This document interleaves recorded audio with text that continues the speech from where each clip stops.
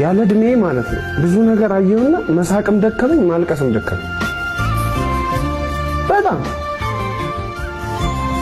ብዙ ነገር ነው የሚሰማኝ ብዙ ነገር ከምናስባቸው ብዙ ክፉና መጥፎ ሐሳቦች መካከል አብዛኞቹ እውነት አይሆኑም እውነት ቢሆኑማ እንደዚህ ቁጭ ብለን እንኳን አናወራም ነበር እኮ በከንቱ ነው የምንጨነቀው እንደውም አንድ ፈላስፋ እንዲህ ብሎ ይጠይቃል ችግር አለብህ ይለናል አይ የለብኝም ካልከው አትጨነቃ ይልሃል አው ችግር አለብኝ ካልከው ደግሞ እሺ ያንን ችግር ማስተካከል ትችላለህ ይልሃል አው ማስተካከል እችላለሁ ካልከው አትጨነቃ ማስተካከል ከቻልክ አይ ማስተካከል አልችልም ካልከው ደግሞ አሁንም አትጨነቅ ምክንያቱም የማትቀይረውን ነገር ተቀበል ይለናል ስለዚህ የምትቀይረውን ሳትጨነቅ ቀይረው የማትቀይረውን ደግሞ ሳትጨነቅ ተቀበለው በከንቱ መጨነቅ አቁም ወዳጄ በህይወታችን ውስጥ ውጥረትና ጭንቀት የተለመዱ ክስተቶች ናቸው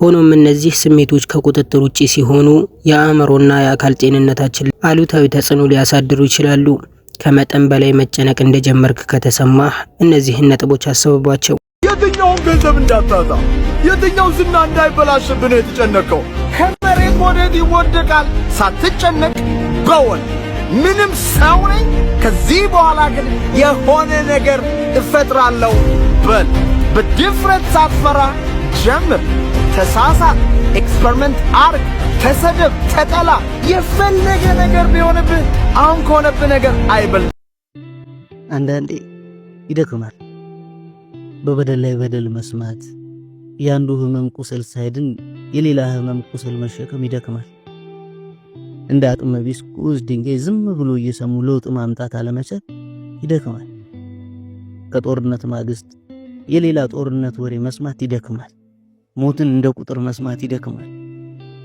የሴቶችን ጥቃት ማየት የህፃናትን መደፈር መስማት የክፈኞችን እብሪትና ድንቁርና መታገስ ከሰባዊነት ይልቅ ለምክንያት መነታረክ ይደክማል ጭቆና ይደክማል መረገጥ ይደክማል መናቅ ይደክማል መንገላታት ይደክማል ነገሮች እንደማይለወጡ ማሰብ ይደክማል እዚህ ሀገር መኖር ይደክማል በጣም ይደክማል አንደኛ እረፍት ውሰድና ተረጋጋ አጭር እረፍት ውሰድ አንዳንድ ጊዜ ከሁኔታው መራቅና ለአጭር ጊዜም ቢሆን እረፍት መውሰድ ብቻ በቂ ሊሆን ይችላል ለምሳሌ 5 ደቂቃ ያህል ውጪ ወጥተህ ንጹህ አየር ተንፍስ ትኩረትህን ቀይር ጭንቀት በሚሰማህ ጊዜ አእምሮህ በአንድ ነገር ላይ ብቻ ያተኩራል ትኩረትህን ወደ ሌላ አዎንታዊ ነገር በመቀየር ከጭንቀትህ ልትላቀቅ ትችላለህ ለምሳሌ አስቂኝ ቪዲዮዎችን ተመልከት ወይም ጨዋታዎችን ተጫወት አተነፋፈስህን ተቆጣጠር ጥልቅ ተንፋሽ መውሰድና ቀስ ብሎ መልቀቅ የልብ ምትህን እንዲቀንስና ሰውነትህ ዘና እንዲል ይረዳል ይናቁ ፍቀድላቸው ግድ የለም ደበቅ አርገው ጡንቻን አታሳያቸው ወድቋል ብለው ሲተው ሲገቡ ወደ ቤታቸው ሞቷል ብለው ሲሄዱ አለሁ አለሁ አትበላቸው በዝምታ በዝግታ ይልቅ ነክሰ ጠብቃቸው ቀርቷል ሲሉ ወደ ኋላ እንዲያከብሩ አትሟገት ለጠላት አፍ አትሙላ ይልቁኑ ድምጽ አጥፍተ ተሰውረ ከፊታቸው ተገርመው አፍ እስኪይዙ ጥግ ደርሳ አሳያቸው እንጂ መቼም እንዳትፎክር አሜን በለንቀታቸው አቀርቅረው ሲፈልጉ ታችታችሁን ሲፈልጉ እስክትመጣ ካናታቸው እስከዛው ግን ዝም ብለህ ለግባቱ ለደስታቸው አሜን አዎ በትክክል እንዳላችሁት ነኝ በላቸው አቀርቅረው ሲፈልጉ እስክትመጣ ካናታቸው ለፈጠረን እንጂ ለፈተነን አንንበርከክ ወደፊት ለመኖር ስታስብ ዛሬ መኖር ትጀምራለህ ስህተት የሌለበት ህይወት በራሱ ስህተት ነው የተሳሳተ መንገድ ላይ ከሆንክ መሮጥ ምንም ጥቅም የለውም አስተውስ መጥፎ ቀን እንጂ መጥፎ ህይወት የለም በሁሉም ነገር ላይ አሸናፊ መሆን አንችልም አንዱ ላይ ብንስት አንዱ ላይ እናሸንፋለን ስለዚህ በትዕግስት እንኑር ሁለተኛ ስሜትህን ግለጽ ከምትወደው ሰው ጋር ተነጋገር ጭንቀትህን መደበቅ የበለጠ ከባድ ያደርገዋል ስለምትጨነቅበት ነገር ከጓደኛ ከቤተሰብህ አባል ወይም ከምትተማመንበት ሰው ጋር ማውራት ብቻውን የተሻለ ስሜት እንዲሰማህ ሊረዳህ ይችላል የሌላ ሰው አስተያየት ወይም ድጋፍ ትልቅ ለውጥ ያመጣል ጻፍ ስሜትህን በወረቀት ላይ ማስፈር ወይም ጆርናሊንግ አእምሮህን ለማጥራትና ጭንቀትህን ለመረዳት ይረዳል ያለ ምንም ፍርድ የምታስበውን ሁሉ ጻፈው ያንተ ያሉንን ቦታ ምርጫ አታድርግ በንጹህ ልብ የወደድከው ሰው ሊጠላ ይችላል ያንተ ሊሆን ካልቻለ አትጨነቅ። እሱ ለአንተ ሳይሆን አንተ ለሱ አትገባው ማለት ነው። ምክንያቱም ምን ጊዜም ውድ ነገር ያለ ቦታው ርካሽ ነውና። ነገህ ተሰርቋል። የተሰረቀው በጠላቶች አይደለም፣ በድህነት አይደለም፣ በሚያዘናጉ ጊዜያዊ ደስታ በሚሰጡ ነገሮች ነው። ከዛ ግን የረጅም ጊዜ ጸጸት የሚያመጣ ተግባር ሁሉ መጀመሪያ ትኩረትህን ይሰርቃል፣ ከዛ ያዘናጋሃል፣ ወዲያው አይገልህም፣ ቀስ እያለ ያደክመሃል። ለሥራ፣ ለትምህርት፣ ለህይወት ያለህን ዲስፕሊን፣ ጥንካሬ ቅርጥፍ አድርጎ ይበለዋል። አቅምህን ይቀማሃል። ጥሩ ስሜት እንዲሰማህ እያደረገ ሁሉም ነገር ያሳጣሃል። የምትነቃው ህልምን ሲቀበር ነው። ሌሎች ሲያድጉ አንተ ተመልካች ትሆናለህ። በህይወትህ ዲስፕሊን አይኖርህም። አደርጋለሁ ያልከውን አታደርግም። ስንፍና ይቆጣጠርሃል። ብዙ ጎል፣ ብዙ ዓላማ ቢኖርህም አንዱንም እንደማታሳካው ይሰማሃል። 40 ላይ ስትባንን በቁጭት 20ና 30ዎቹ ላይ ምን ስሰራ ነበር ትላለህ። አንድ መራራ ሐቅ ልንገርህ፣ ድህነት ከሰበረው ህልም በላይ ትኩረት ማጣት፣ መዘናጋት የሰበረው ህልም ይበልጣል። ሱስ የሚያስይዙ አደልት ኮንቴንቶችን ላለማየት ሞክር። ጓደኛ አታብዛ። የማይጠቅሙ ሴቶችን፣ ግንኙነቶችን ሁሉ ከህይወት ቁረጣቸው። ጨካኝ መሆን አለብህ። ሶስተኛ ራስህን ተንከባከብ። አካላዊ እንቅስቃሴ አድርግ። የአካል ብቃት እንቅስቃሴ ማድረግ ጭንቀትህን ለመቀነስ ከሚረዱ ውጤታማ መንገዶች ውስጥ አንዱ ነው። በእግር መሄድ፣ መሮጥ፣ ዮጋ ማድረግ ሰውነትህ ኢንዶርፊን የተባሉ ሆርሞኖች እንዲያመነጭ ይረዳል። ሌላኛው ጤናማ አመጋገብ ነው። የምትመገበው ምግብ የአእምሮ ጤንነትህ ላይ ከፍተኛ ተጽዕኖ አለው። በቂ ውሃ መጠጣት፣ ፍራፍሬዎችን፣ አትክልቶችንና ሙሉ እህሎችን መመገብ ጭንቀትህን ለመቀነስ ይረዳል። በቂ እንቅልፍ። የእንቅልፍ እጦት ጭንቀትን ሊያባብስ ይችላል። በየቀኑ ከ7 እስከ 9 ሰዓታት መተኛትህን አረጋግጥ። ወንድሜ፣ በሕይወትህ ውስጥ ፈተና ከበዛብህ አትዘን፣ ታገስ።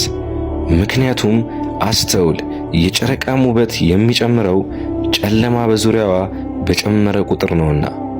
እኔ እችላለሁ በል። ከፈጣሪ ቀጥሎ በራስህ እመን። ይሄ እኮ ትዕቢት አይደለም፣ አጉል መወጣጠር አይደለም። እኔ እችላለሁ ስትል እኔ ውስጥ ያለው ፈጣሪ ይችላል፣ ያደርገዋል ማለትህ ነው። ብዙ ሰዎች ከፈጣሪ ቀጥሎ በሰዎች ያምናሉ። ከሰው እንደመጠበቅ ልብ የሚሰብር ነገር የለም። ሰው ቃሉን ይረሳል፣ ሐሳቡን ይቀይራል፣ ፊቱን ያዞራል። እንዳስቀመጥክ ላታገኘው ትችላለህ። በራስህ ማመን ስትጀምር ግን ፍርሃትህን ትጋፈጣለህ። ከነድክመትህ ከነጉድለትህ ብዙ ነገር ትሞክራለህ፣ ብዙ ነገር ታሳካለህ። አንዳንድ ሰው ትኩረቱ ድክመቱ ላይ ነው። እድሜ አልደረሰም፣ ገና ነኝ፣ እድሜ አልፏል፣ አርጅቻለሁ፣ ለዚህ ቦታ አልመጠንም፣ ዕውቀት የለኝም፣ ልምድ የለኝም፣ ሰው አይወደኝም፣ ሰው አይፈልገኝም፣ ዘመድ ደጋፊ የለኝም፣ ስለዚህ የትም አልደርስም ብሎ ተስፋ ይቆርጣል። መጀመሪያ ማወቅ ያለብህ አንተ ራስህን ብትጥለውም ጥሎ የማይጥል ፈጣሪና ወድቆ የማይቀር ማንነት አለ። ስለዚህ ከፈጣሪ ቀጥሎ በራስህ እመን። አንተ ትችላለህ። እደግመዋለሁ፣ አንተ ትችላለህ። ምክንያቱም አንተ ውስጥ ያለው ፈጣሪ ይችላል። አራተኛ አዎንታዊ አስተሳሰብን አዳብር። አመስጋኝ ሁን። በህይወትህ ውስጥ ስላሉህ መልካም ነገሮች አስብና አመስጋኝነትን ተለማመድ። ይህ አመለካከትህን ወደ አዎንታዊነት ለመለወጥ ይረዳል። አፍራሽ ሐሳቦችን ተዋጋ። አንዳንድ ጊዜ አእምሯችን ከአቅም በላይ በሆኑ አፍራሽ ሐሳቦች ሊሞላ ይችላል። እነዚህ ሐሳቦች ሲመጡ እውቅና ስጣቸውና ከእውነታው ጋር አነጻጽራቸው። ምክንያታዊ ያልሆኑ ከሆኑ በምትኩ አዎንታዊ ሐሳቦችን ለማሰብ ሞክር። ለምን መጨነቅ እንደሌለብህ አስብ። ብዙውን ጊዜ የምንጨነቅባቸው ነገሮች ብዙ ጊዜ አይከሰቱም። ይህንን እውነታ ማሰብ ጭንቀትህን ለመቀነስ ይረዳል። ከማንም ምንም ካልጠበቅ በቀላሉ አትጎዳም። ስለ ራስህ ብዙ ካላወራ ስለ አንተ ብዙ አውቀው ሊያወሩ አይችሉም። ቃልህ ሳይሆን ተግባር ያሸንፋቸው። አፍህ ሳይሆን ስኬት። ጠንካራ ሴት መሆን ከፈለግሽ አንድ መርህ ተከታይ። ያ መርህ ምንድነው? ከዛሬ አንስተሽ በህይወትሽ የሚያልፉትን ማግኘትንም ይሁን ማጣትንም ይሁን መወደድንም ይሁን መጠላትንም ይሁን ክፉ ስምንም ይሁን መናቅንም ይሁን እያንዳንዱን ነገር እየተጋፈጥሽ ከሄድሽ ለእያንዳንዱ ኔጌቲቭ ነገሮች ቀና መልስ የመለስሽ ከሄድሽ ከዛሬ ዓመት ከዛሬ 2 ዓመት ከዛሬ 3 ዓመት ከዛሬ 10 ዓመትም በኋላ አሸናፊ አንቺ ነሽ። በነገራችን ላይ ዛሬ ላይ ጎንበስ ያሉ ሰዎች ነገ ቀና የሚሉ ሰዎች ናቸው። ዛሬ የዘሩ ሰዎች ነገ የሚያጭዱ ሰዎች ናቸው። ከሴትም ዛሬ መከዳቱን የምትቋቋም ሴት፣ ዛሬም ሞኝ መስላ የምትኖር ሴት ነገ የከተማ ቁጥር 1 የምትባል ብልጥ ወይ ደግሞ ብልህ የምትባል ሴት ነች። ዛሬ ጎንበስ ብሎ የሚኖሩ ሰዎች ነገ ቀና ብሎ አደባባይ ላይ የሚታዩ ሰዎች ናቸው። ስለዚህ በተቻለሽ መጠን መንፈሰ ጠንካራ ሴት መሆን እፈልጋለሁ። ሴትን ሴት የሚያደርጋት ምንድነው ካልሽ ጎንበስ ብላ ከታች አንስቶ ከሞያ አንፃር፣ ከኢኮኖሚ አንፃር፣ ከፀጉር አንፃር፣ ከአለባበስ አንፃር፣ ከጤና አንፃር፣ የራሷን የቆዳ ውበት ከመጠበቅ አንፃር እያንዳንዱ ነገሮችን የምትመራበት መንገዶች ላይ የሆነ ያን ነገር ራሷን መቃኘት፣ ራሷን መስራት የተቃኘ የሙዚቃ መሳሪያ ጥሩ ድምጽ እንደሚያሰማው ሁሉ ራሷን በመንፈሳዊ ሕይወት መቃኘት፣ ራሷን በኢኮኖሚ፣ በሶሻል ላይፍ፣ በሜሬጅ እንዲሁ ደግሞ በገንዘብ እንዲሁ ደግሞ በዓላማ እንዲሁ ደግሞ በጤና በእያንዳንዷ ነገር ራሷን አፍርሳ የሰራች ሴት በየቀኑ ከእያንዳንዱ ነገር የሆነ ልምድ ለማግኘት የምትጥር ሴት ራሷን በራሷ የምታስተምር እኔ ምን ሴት ትገርመኛለች መሰላችሁ? አንድ ሙስሊም ከስተመር አለችኝና ባለቤቷ ውጭ ሀገር ነው የሚሆነው። አገባትና አንድ 6 ወር ነው 7 ወር አጠገቧ ቆይቶ ከዛ ወደ ውጭ ሀገር ሄደ። 5ኛ እርዳታ ፈልግ፣ ባለሙያን አማክር። ጭንቀትህን ለመቋቋም ከተቸገርክና የዕለት ከዕለት ህይወትህን እየነካ ከሆነ ከሳይኮሎጂስት፣ ከአእምሮ ጤና ባለሙያ ወይም ከአማካሪ እርዳታ ለመጠየቅ አትፍራ። እነሱ ሁኔታውን ለመቋቋም የሚያስችሉህን ዘዴዎች ሊያስተምሩህ ይችላሉ። በአጠቃላይ ጭንቀት የህይወት ክፍል ቢሆንም እኛ ልንቆጣጠረው የማንችለው ነገር አይደለም።